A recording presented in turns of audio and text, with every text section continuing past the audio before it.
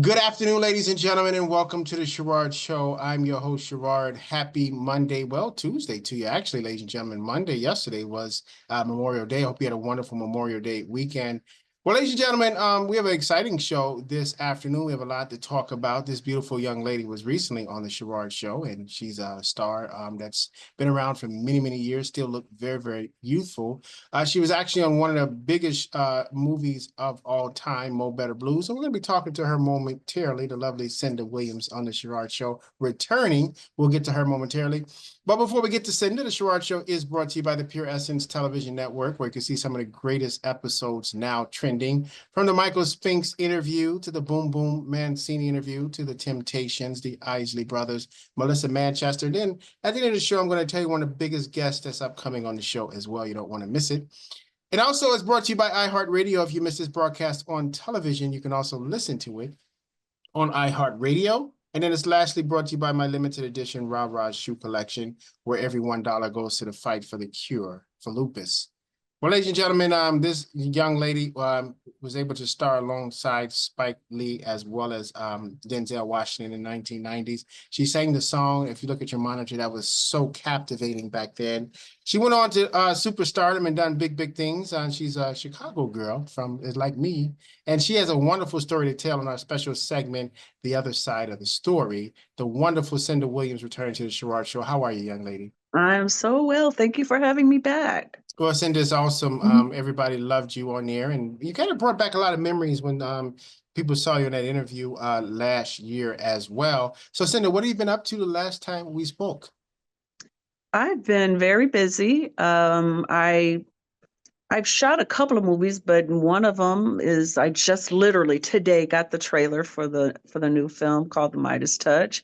I've been working on some music, working with a couple of new producers, one being Maximilian, if you've ever heard of him. Maximilian, I remember him as a kid Yeah, yeah. in the So 90s. so we're working on some music together. I've been doing some live performances and singing and just keeping busy and so many other things. It's really too much to talk about, but I've been very busy and very blessed. Now, Cynda, it's interesting because you sing your singing career as prolific, and then people know you as from your acting career as well. Now, what's the one that you enjoy the most from the two? Is it singing or is it acting? It's transitioned. In the very beginning, the music is where I began. That's what I was comfortable doing. I really didn't even think about becoming an actor until college. Before that, it was all about the music. I sang constantly. I did do plays and stuff like that younger, but it was just for fun. It was a part of it. But now, when I started doing film, I loved it. I loved it. It wasn't even an option. I always thought I was going to do Broadway plays, things like that. Mo Better Blues happened unexpectedly. I never knew that I was going to do it. And I fell in love with acting and film. And so I go back and forth. It depends on what I'm doing more. Because when I get away from, say, singing for a while, I'm very nervous to sing in front of people again because I do have a little bit of stage fright. Um, and so I'm not comfortable anymore. So I prefer to act because I'm never afraid to act, ever. Theater, movies, whatever. It's just fun for me. Um, That's very interesting because a lot of times it's vice versa. Somebody can sing faster than they can act, but for mhm, you, you're never afraid to act, but sometimes you're mhm. afraid to sing.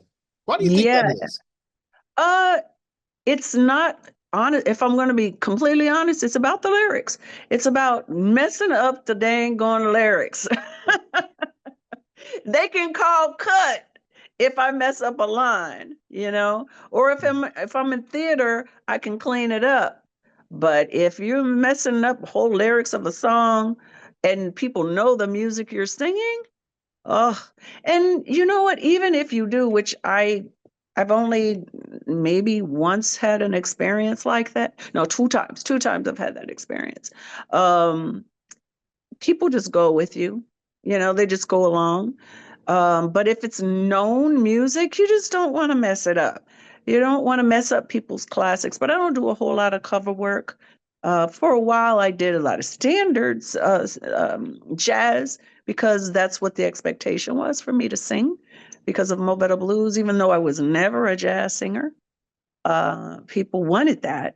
And most of the bands that came forward that wanted me to perform with them wanted me to sing standards or cover their original jazz music. So that's what I ended up doing most of, even though that was not me at all. That was not my identity as a singer. But you go where the work is, and my voice fits into that genre very well. Very good. Now, that's pretty hard. That's a pretty embarrassing thing when you're singing a song and something distracts you and then you start singing wrong lyrics or whatever and all that. And be a Hmm. nightmare. You're right, because if you mess up a line that's cut, you fix it, then nobody's thinking about it. So I get it. I Hmm. get it. But let's Hmm. talk about 35 years ago when you got cast for Mo Better Blues. You said it was completely unexpected. So take us through what happened. Well, when I moved to New York, I moved to New York with the thought of Broadway. I'd been studying for by then about 8 years. I'd been doing theater and musicals primarily because music was my thing. I'd been dancing, singing, acting, and that's what I thought I was going to do. That's what I dreamed of doing. And when I got to New York, within a couple of months, I got an off Broadway, my first. It was my first audition, and I got it. And I was working at a restaurant at the same time, and a lot of people supported actors that worked in restaurants because that's what you did. If you weren't working, you were hosting, you were waitressing, or whatever. So I had regulars at the restaurants that I worked for. During the day I was a bookkeeper, and at night I would host. And so I had fans just because so quickly I got a show. And so people went to see my show. And so they would bring me in auditions. You should go in for this. You should go. About 7 people came in with articles about Spike Lee's movie, which was called, the working title was Love Supreme, saying, you really ought to go in for this. This girl is a singer. This girl is a, and I was like, I don't know anything about movies. I don't watch movies. I didn't have time. I was too busy acting myself. And, there were a few movies I saw. And as a child, we used to go to drive-in once in a while, but I was not a person that consumed movies. Um, so I really didn't know about it, but I had casting directors in Chicago and Indianapolis who were saying to me, you really ought to do movies. You really, and I never understood what they meant by that. They said, you can do theater and you're great at it, but what you do with your face, the acting, the subtleties is just made for film. And so I really didn't understand it because I'd never seen myself on film before. So when all these people came to me with and say you ought to audition, I didn't know what I was doing. I just had this theater resume. I didn't know anything. And it wasn't even, it was regional stuff, Midwest stuff. But I said, what can it hurt me? So that's how I ended up going that direction. And when I got that first movie, I'm a very quick learn. I pick up things very quickly. And because I am an observant person, I'm not a big engager with the party scene and all that. But if you put me on a set, I'm watching how everything is done. I listen to the professionals. The people that were in that movie with me, not many of them, they were all pretty new at the time. They became huge stars. uh, but I paid attention to the questions they asked, to the direction that was given. So I picked it up quickly, and I learned that I really loved it, and it was a better suit for me than the stage because I am a more subtle actor than stage actors tend to be. I think it's interesting is that I remember, of course, seeing that in the movie theaters in 1990. That catapulted your career. And you're right, it catapulted Spike Lee's, that gave him his big break as a director and as a writer in as well, Mo Better Blues. And then also Denzel Washington kind of catapulted his career as well. And then you sang the beautiful song at the end of the film that was incredible that many people still sing to this day. So what did it do for you 35 years ago when you started going back to the same coffee shop or so that you were waitressing in or whatever, everybody's recognizing you on the street? Yeah, it was a huge life change because I was, 23 years old. I was a kid, and I really was not prepared for the change. I wasn't prepared for how I was going to go from, because I was very shy. It took me a while into my late 20s to actually get a voice. And I was the type of person to hide in a corner and read a book, and it took some time for me to get used to that kind of attention. um but I just worked through it. And honestly, in the beginning of my career, that loss of privacy was only one of the shockers about life. I was a church girl, very alienated and protected as a child and a young person, and then I'm out in this world all by myself, and that whole Me Too thing was real. It was very real. So I had a lot of adjusting and adapting to do, and I made some decisions very early on that did not lend itself to a super famous and rich entertainer lifestyle, because there were just things I just wasn't willing to do. And I had a reputation for not doing things, and so word got around, and so my opportunities were stifled due to that and some other things, because I just wasn't. I had a director once tell me, I went in for an audition for a big movie, and he was extremely honest with me. He said, I'm not even going to let you audition. And I said, well, why am I here? He goes, you got Pat, I didn't know what you were coming to, you came. He said, but he said, I really respect you. I love your work. I think you're amazing. He said, but he said, if I get to choose between a phenomenal actress that's not going to let me be with her and a mediocre one that will, I'll take the mediocre one every time. And because that's was a part of it. That's like the price that they would be paid to let you in their movie. You have to participate in extra curricular activities, and I wasn't a part of that. And so I didn't excel like I might have had I had a different personality and had been raised a different way, Now, you was know. there young ladies willing to do all that? The stuff you didn't want to do, they were willing to do it? Oh, absolutely. Oh yeah. Very, Now, very much so. oftentimes Spike Lee reuses his actors and actresses, in his films. But why didn't he reuse you in some of his future films? Well, if you notice, he reused men more often than women. I mean, besides Ruby Dee, I don't know if he ever reused a woman.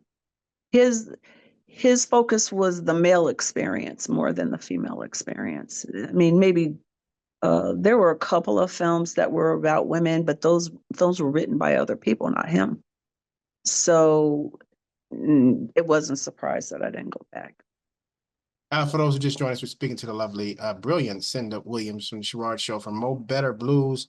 She's also done so many films, more than that. We see your question. I see your questions. We'll get your questions momentarily from that as well. When we come back from this brief commercial break, we're going to find out, how did Mr. Denzel Washington treat her on the set of Mo Better Blues? I'm Sherrod. We'll be right back right after this. And welcome back, ladies and gentlemen, to the Sherrod Show. I'm your host, Sherrod, for a very special Tuesday conversation with the lovely Cynda Williams. She was dropping a lot of knowledge and wisdom on the show in our last segment. Cynda, what was it like for a young Denzel Washington working with him directly 35 years ago? Well, as you say, he was young. I mean, by then he'd been on a television show that was pretty successful. I think I don't know how many movies he'd done, but not many. he's a few years older than me, so he had a little bit more time in, but not much, you know. So he had not yet had that moment where he went boom. And it honestly started with Glory. That's what really catapulted him as a critically acclaimed actor. And then he came out as a sex symbol in this one. So when we were working together, he was still just getting his groove on too. And, you know, we did a lot of rehearsals because honestly, Spike had a basic framework for a story, but he didn't have a whole lot of dialogue and stuff like that. The actors did a lot of improvisation in rehearsals, and he would write things down and flush it out and whatever. And so Denzel was new. Everybody I worked with, we were all pretty new. Giancarlo had been doing it for quite some time. He was a Broadway actor. I think Wesley had even done some Broadway, but most of us were new to the game. The Turturro brothers, especially John, had done some stuff, but everybody was young and fresh. Um, and Denzel, he was a method actor. So that really affected me, the actress, the person, getting to know the actor, the man, because he was being bleak all the time. You know, so I didn't really get to know him as a person. We had, you know, we respected each other while we worked. He's beautiful, handsome guy. Um, but there were boundaries for me. There always have been boundaries for me. I don't mess around with co-actors and stuff like that because it's confusing and it's not professional in my opinion. Not everybody agrees with me. But he was married at the time, and I heard about his family and everything. We only had a couple of interesting moments that were a little controversial. Um, when we were in the rehearsal space at one point, he and Spike started talking about, you know, my character, and my character should be this, and my character should be that, and blah blah blah. And I was like, hold up, you know, it's my character, you know. And then he laughed and he said something to the effect of, yeah, you've been doing this a lot longer than I have. And I had, because he only really started acting in college. I had been acting and singing my whole life. So I was very confident and comfortable. I wasn't so confident and comfortable in front of a camera. I didn't know the technicalities. When it came to acting, I had been doing it for a long time. And so he was sweet. He was like, yeah, you probably have a better idea of your character. I was like, yeah, I've created this character because throughout the audition process, which was 6 weeks, I literally talked to Spike every single day about who this woman was. I created her. I'm a storyteller. I play a game with a friend where he'll give me any situation and I'll take that situation and I can make a movie, a plot out of it. I have that kind of writer's mind. And so I knew this woman intimately. She was not me. A lot of people got confused and thought that was me, but that was a character that I created. And then one other moment we had that was kind of sticky. It wasn't just with me, as with Hijwa and I, when we did the scene where he's going back and forth between us when he's making love to both of us and getting confused. We were quite upset that he had on a shirt. We were like, well, why don't we get to our shirts? Why? Because he refused to take off a tank top. You know, by then, at this point, he had not done anything where he's showing skin. I think this was the first movie where he had love scenes. And so he had young children and was concerned about that. And Joie and I were like, well, huh?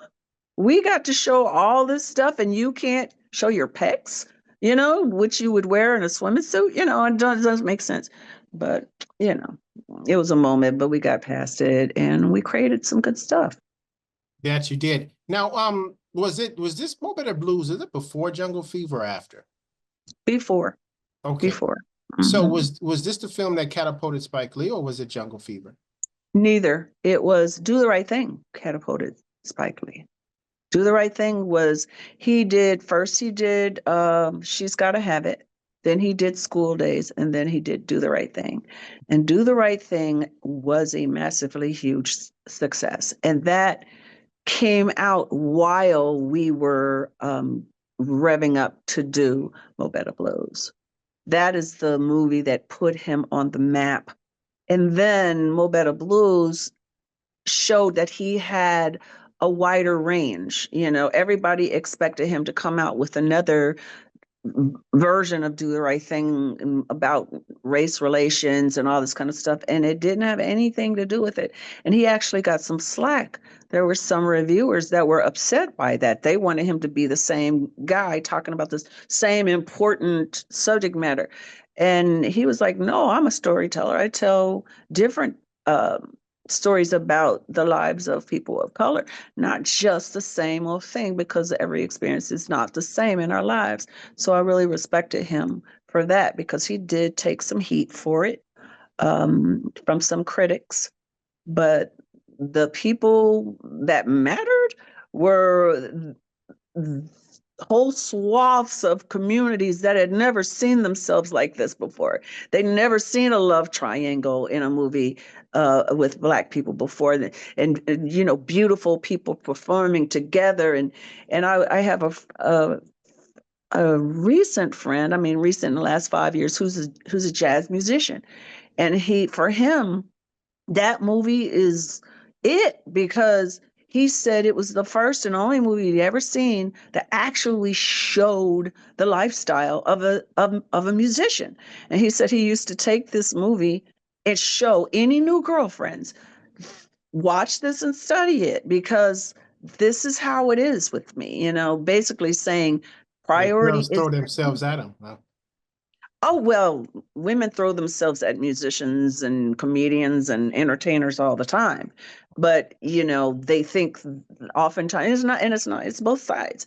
And they think that once they get in a relationship that things are going to change, and it doesn't. Part of being an entertainer is the relationships that you get with your fans. And you're going to have, especially if you're a sex symbol, you're going to have women or men that are very proactive in trying to get your attention. And so relationships suffer, unfortunately, because of that, you know. And then the whole thing with Denzel's character was his first love was music. That's his first love, not a woman, not a woman. And this gentleman was saying, yeah, that's me. That was me. You know, he Very said, good. I've shifted, but that was me. Very good. Well, we have a few questions. People are lining up for you. We only have time for three for Cynda Williams. My goodness, she's dropping off so many nuggets with us. Now this one is from Frank. This is from Frank. He is actually from Lansing, Michigan. He said Mo Better Blues is one of his absolute favorite films. His question is, Cynda, first, thanks for being again on the Sherrod Show. He remembers when you were on last year. His question is, Cynda, what are you up to now and what do you have upcoming? Hi, Frank. How are you? Thank you for your question. I am very busy. I still act, but it's not been my priority because I'm very, very picky about the work that I do. If the role doesn't really move me, or the fee isn't right, you know, I'm probably not going to do it. And my agents send me very few opportunities because they know the answer typically will be no, no, I don't want to do that, because I'm very picky about it. I really enjoy behind the scenes. I really enjoy writing screenplays. That's my favorite thing to do these days, because I really want to press upon our community more options, more stories, stories that are from the point of view of different kinds of people. And I don't have to be in anything I write. I write for other people, for young people. And when I'm writing, I'm trying to create characters that are truly layered, believable, funny, dramatic, wonderful characters. And instead of, you know, no shades of gray, these are full people in all the roles in all of the screenplays that I write. And so that's what I'm doing more than anything. And then I do all my, I have some mental health training. I'm a hypnotherapist, although I don't practice, but I do a lot of mental health podcasting, to help people these days. So many people are going through um, life altering experiences, or have always have never had therapy, have never had a forum for discussion. And so that is a important thing to me. And I feel that my platform in entertainment has opened the door for me able to help people. And I come from a service background, so I do a lot of that also. I have a show called Live and Direct with Sin and Friends on Instagram on Thursdays. And I have a show called Adult Conversations with Cynda, Family and Friends on YouTube. So I do a lot of that also. Very good. We appreciate that. And then we have another question. Mhm. This is from Marsha McMillan. She is all the way from Fort Lauderdale, Florida. She said, it's great to see you back on the show. She's always been a wonderful fan of yours. She thank you. She said, you mentioned singing. So where you be performing? Will you be performing in Fort Lauderdale anytime soon? Hi, Marcia. I don't know. Right now, I'm doing more creation of music. Like I said, working with Maximilian on some things, and we're kind of. He has a goal. He has a goal to get some music out there on me that eclipses Harlem Blues. I don't know if it's possible, but that's a challenge that he wants to do that. He's like, I love that song. I will always love that song, but I want people to know you from more than one song. So we're working on that, and I am sure once that happens, that it'll probably open some doors for some tours and things like that. I'm also, this is something I've always wanted to do, is sing background. I love harmonies and having the the experience of no pressure of singing behind someone and supporting someone else. So I'm working with and having fun with a woman named Queen Kiana. She's got a new blues album coming out, and I sing on it, and we're doing some touring for that. So you just follow me at Cynda Will on Instagram, and I post everything that I do. So if I'm coming in your area, you'll know. Very good. And then time for one last question. Thank you, Marcia, for that question. This is from Lori MacArthur. She is all the way in Seattle, Washington. She said, oh, great, great, great show. She absolutely loves being on when you're on the show. She's so proud. She said, your skin looks flawless. Her question is that your natural skin tone, or do you have makeup on? No, I have on a little blush and some lipstick, but I don't wear makeup. And that's part of why my complexion has stayed. Um, I drink tons of water. I don't have a huge beauty regimen, but I've never been a lover of makeup. I don't wear it except for when I'm working, and I don't really. It looks better on my face looks better without it. Like cakey foundation and all of that. This is just all my natural skin, and because I've been consistent with that, I think I'm aging very well. Very much so. We really appreciate that. For all your Lori, we appreciate that, and so many more, but we can't get to them all this evening. Now, Cynda, where can they reach out to you for more of their further questions? You can always find me on at Cynda Will on Instagram, Facebook. I have so many things, but those are the main places. I think Instagram is the best to reach out, or you can follow me on TikTok, Cynda Williams 615. I have quite a following there also. So please, say hi. I'd love it, and follow me, and maybe you can come and be a guest on my show, because I love having just people that have something to say, come on and talk with me. Well, I certainly didn't get the invite. What's that all about? Well, I said normal people, man, you a star. What you talking about? Oh, stop it, Cynda, stop it. Yeah, I'm a Chicago guy, just like you're a Chicago girl. Oh, you are absolutely always welcome on any of my platforms. I'd Really love to have appreciate it, Cynda. And I thank you so much for dropping everything to be on the Sherrod Show. They absolutely love you. It's absolutely insane how much they love you. Cynda, thank you. We can't wait till you're back out in LA. Make sure you support her on her podcast, also on social media. This girl is beautiful. And for me, I'm going to watch More Better Blues again tonight. I'm just sorry. I'm going to watch it again.